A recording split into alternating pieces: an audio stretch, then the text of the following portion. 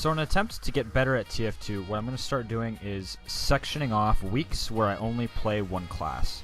So this week is going to be Soldier Week, and we're going to start it every Sunday to Sunday.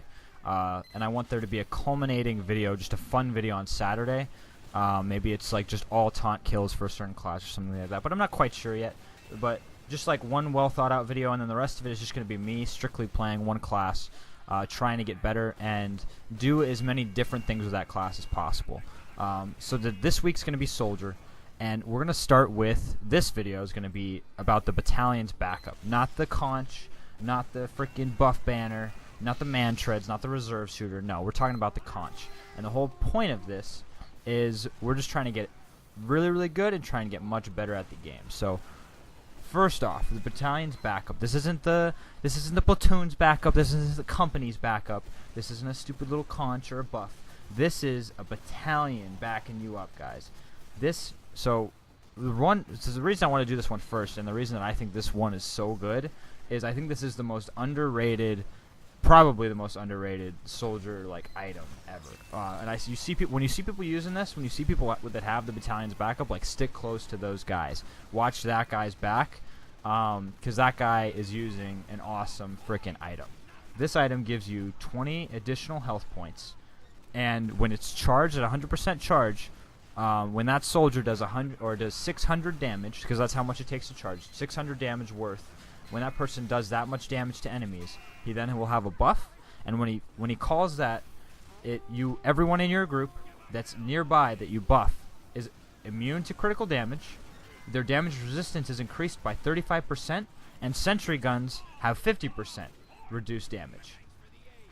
The wearer also just naturally has an additional 20 points of health, and that even applies to regular heals from Kritzkriegs and Ubers. You see right here, I have 330 health, so it's actually an extra 10 for the amount of just overheal that I can take as well. I'm incredibly tanky with the buff banner on, and honestly, 600 damage isn't that much to deal. It's paired incredibly well with the Kritzkrieg, is something that I noticed, and it does pretty well with the quick fix as well. Specifically with the Kritzkrieg, I really like it with, especially on defending. I've talked about that before.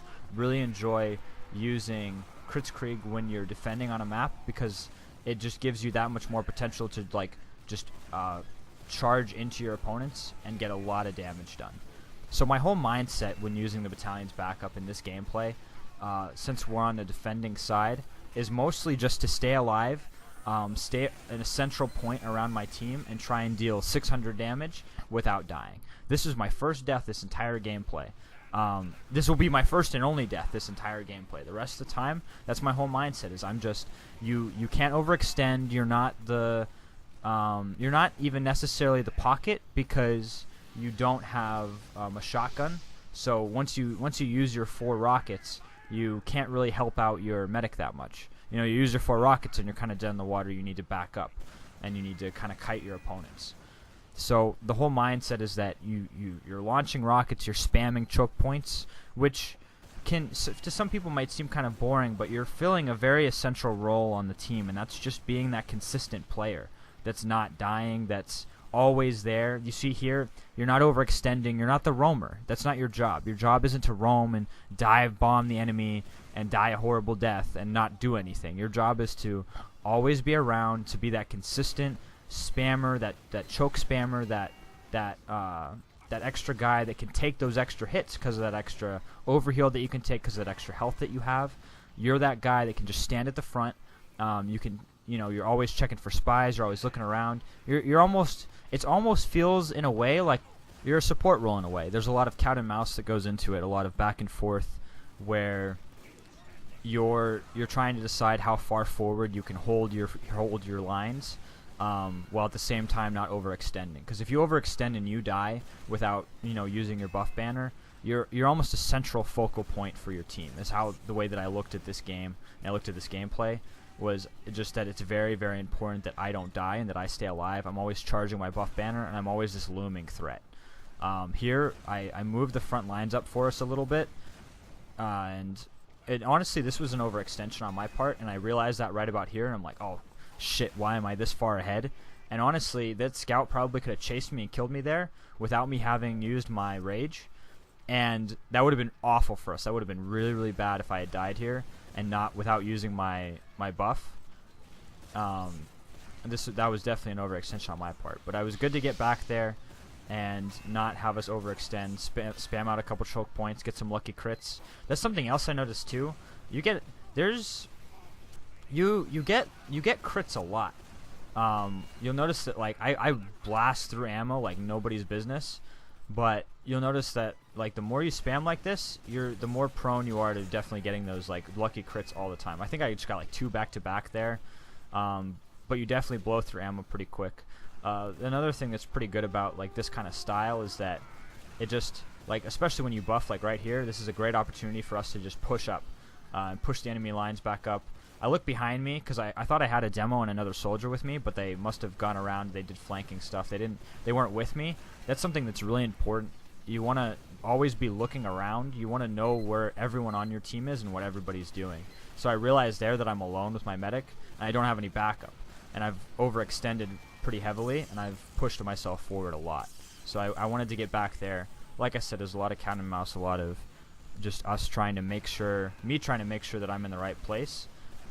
Here, a lot of my jumping forward like this is just because I don't see anybody, and I'm looking to my sides on either side, and realizing that our flanks are pretty secure. You know, I've checked for spies. I have a decent amount of ammo. We're just doing a good job making sure that like when our sides are pushed up, I can push the front in and provide basically a distraction so that people on the sides can do things that they need to do. It opens up a lot for spies. We had really good spies on both sides in this game, specifically on my side, and that's another good thing to check as well. Check your team, see who's on like the top scorers for your part, and try and complement that role. If you have a really good player on your team that's a spy, then your job is to make them look at you as much as humanly possible. So they're always focused on the 4 incoming rockets that I'm spamming through all the choke points. The fact that they can never push up. We have a very strong front line, which is me, with my additional 20 health, an extra 30 overheal, and everything else that I provide, as well as the buff and us charging in.